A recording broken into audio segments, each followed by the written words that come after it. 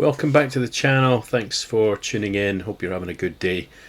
We're making a couple of boxes today. I needed something to store some bits in the garage and I decided to have a go at this.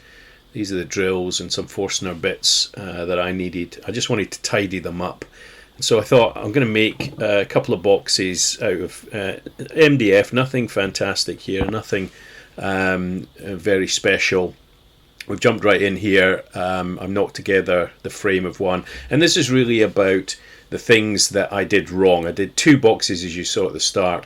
I'm doing this first one and showing you the mistakes I made, and then we'll jump into hopefully how we improved on that with the second box.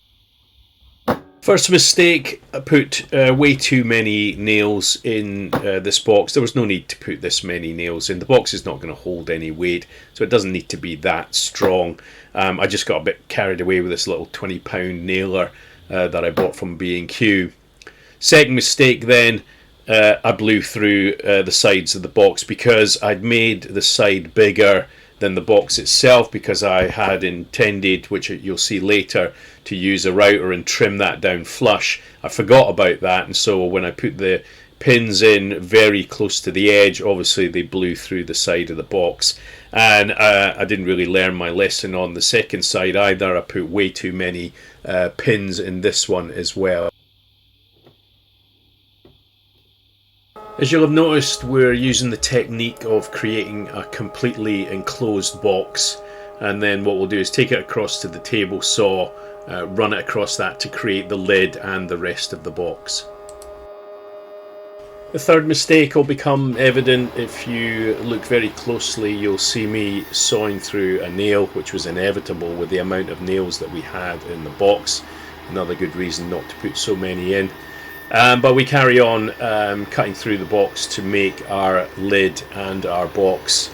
Another top tip, don't put your camera on the table saw while you're using it, because the images look horrendous, but we did that anyway. We cut through the box, but towards the end I put some tape round the outside so that the box didn't fall apart when we did the last cut. And as you'll see, that this is the fourth mistake. Right at those corners where I'm cutting there, you can see there's a big gouge out of that because the table saw wasn't flat, and I'll show you that a bit later.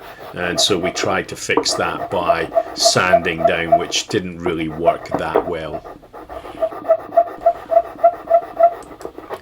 Time to put the furniture of the box on. We're starting with the hinge for the box, and I had this piano hinge lying about in the garage, and so cut some of that to size and put that on. And again, I stress that I'm not trying to make anything fancy here.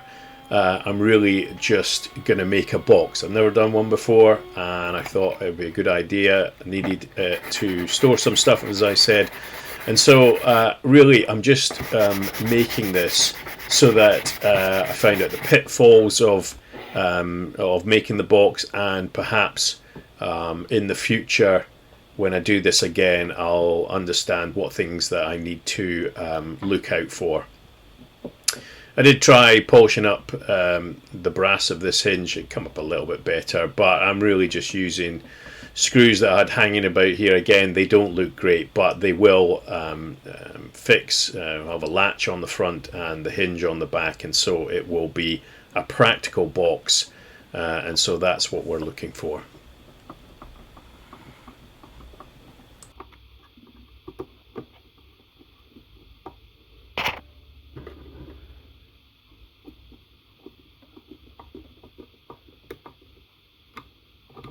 And so to review all the mistakes, the first one was obviously the gaps at the corners there that came about when we run it across the table saw, and that was really due to movement on the table saw. We're looking down on the table saw now, and you can see how I can move the box from side to side, which caused me to move it a bit, and you got those big gaps, and that's because the blade insert there is made of plastic, and you can see the movement that there is there. Other mistakes, as I said, too many pins, way too many pins on this. There was no need for that because it's not going to carry any weight, and some of them blew out as you saw before. bit of over gluing there. And as I said, we weren't making this to look fantastic, so the screws are pretty protruding, and they're not the best screws, but it all went together. Just to finish it off, I thought let's use a present I got from my daughter and do a bit of branding. Perhaps not the best wood to do branding on, MDF, but you know, we gave it a go and it came out not too bad after we did a little bit of sanding and maybe added a little bit of a touch to it. But again, as I said, this was not to make something that looked fantastic. It was just to try out the skills, and so we learned how to build a box, and hopefully the next one will be better. And here we have it. You can see some extra pieces of wood in there for the hinges, so the screws could screw in. But we made a box, and we can put our Forstner bits and our drill bits in, and it works, and it keeps the workshop tidy, which was really the idea of it. So let's go on to the next one and see if we can improve it.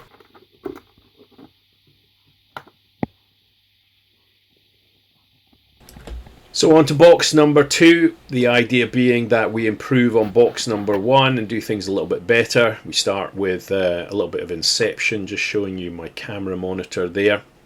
And we're off to a cracking start with this box number 2. We're using these right angled clamps to make sure the box is square.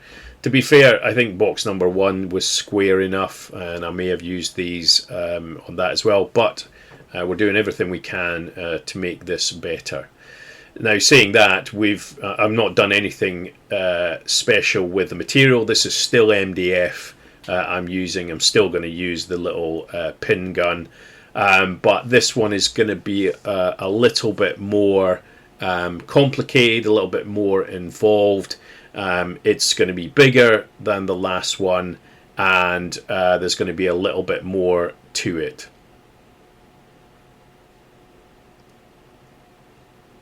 The intention with this one is that I use it to store the items that I bring out to the garage when I come to make something and I want to video it. So for instance, that little monitor that you just saw me showing you, my mobile phones, any cables, batteries, my specs, all of that sort of stuff that I need to bring out.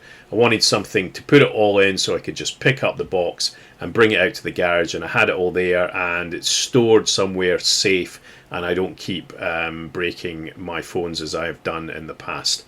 So we've got it all together, put some weight on there. We do our pins again, but by no means as many as we had last time. That was the first thing that we tried to improve on.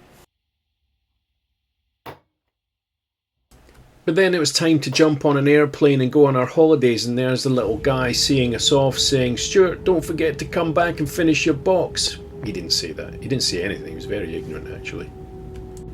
And we did come back from our holidays, and here we are continuing on with the box. We didn't make these sides as big as the last one, so there wasn't too much to tidy up on these edges.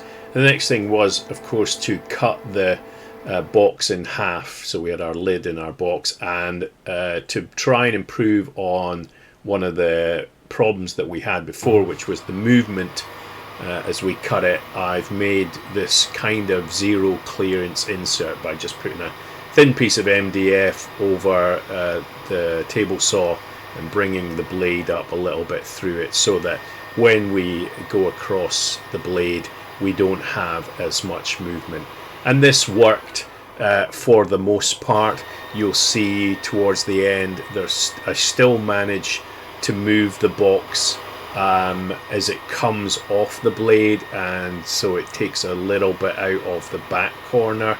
The only way to fix that would be to have a longer fence, which I clearly don't have. We stuck a bit of tape on here so that when I make the final cut, the box doesn't fall to pieces and we cause more damage. And so that did improve that. You'll see in a minute how much better the fit is with the lid and the rest of the box. if you watch really carefully, you'll see when the box comes off the fence there that it just moves a little bit, and that takes a little gouge out the corner.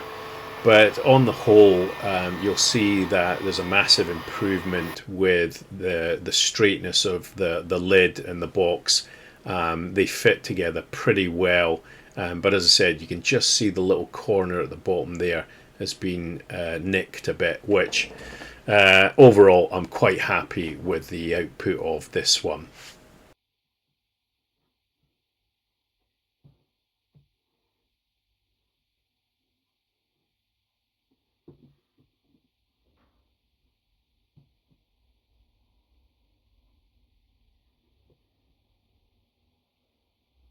And so with that done, it was on to the tray. As I said, this box is a little bit more complicated. It's a little bit bigger, and I wanted to store a bit more stuff in it.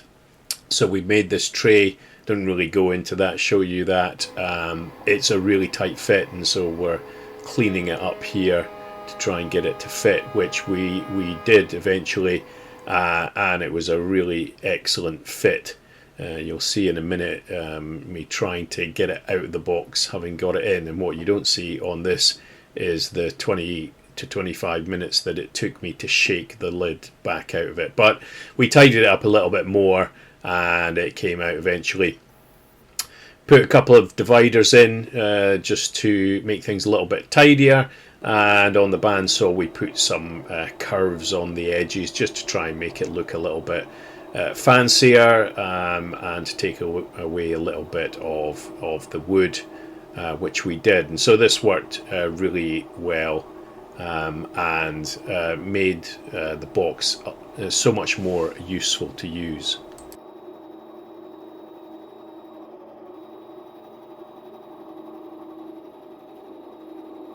And with the dividers fashioned, we can get to fitting them in the tray. We're going to glue and pin these in to make sure they're nice and solid, because these become kind of handles to take the tray in and out, so they've got to be fixed pretty well. We take some time here to make sure they are divided properly, and also that they are square to the walls of the tray. If you got this far, thank you for watching. If you want to subscribe, or even like or dislike, or leave a comment in the bottom, that would be great. And now I need a way to fit the tray into the box so it doesn't just drop to the bottom of the box. And the way I did this was through these little pieces of MDF that I just glued into the corners, and so that they could sit on them. I'm not sure how this normally happens, probably a little step groove around the inside of the wall. But now we've got to the furniture of the box once again. And I didn't really change anything here. I still used the piano hinge, which was okay. It works. It doesn't look the best. I still used the same sort of screws, so they still don't look very good. I didn't really want to spend a ton of money on them. I did purchase the clasps that are on the front, and they look all right. But as I said, the screws are not the best. They protrude too much, and so it does still look a little bit clunky with the furniture. But it wasn't, as I've said before, the purpose to build something that was that looked fantastic. It was to build something that was practical, but gave me some experience of doing this sort of thing, just so the next time I do it, I get some experience. And it was just something to do, something to make. And the only reason, not the only reason, but one of the reasons I do this is to produce something. There's nothing greater, in my opinion, than being able to produce something that is useful and maybe looks okay. These were okay. They weren't fantastic, but I didn't intend them to. And so we get the clasps on, and again we get to the end of our box, and it's looking okay. We have a little trial run of putting some stuff in there. The only thing I think that we could improve is getting my phones fitted too perfectly in those little dividers. Maybe cut some grooves, thumb holes, so I can get stuff out. But there's everything in the box, and it worked really well.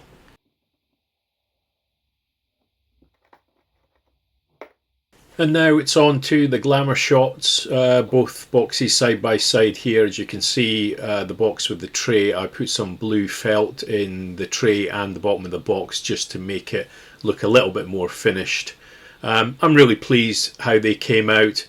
Let me know what you think in the comments below, and if you made it this far, thank you for watching. Subscribe if you want to below, and I'll catch you on the next one.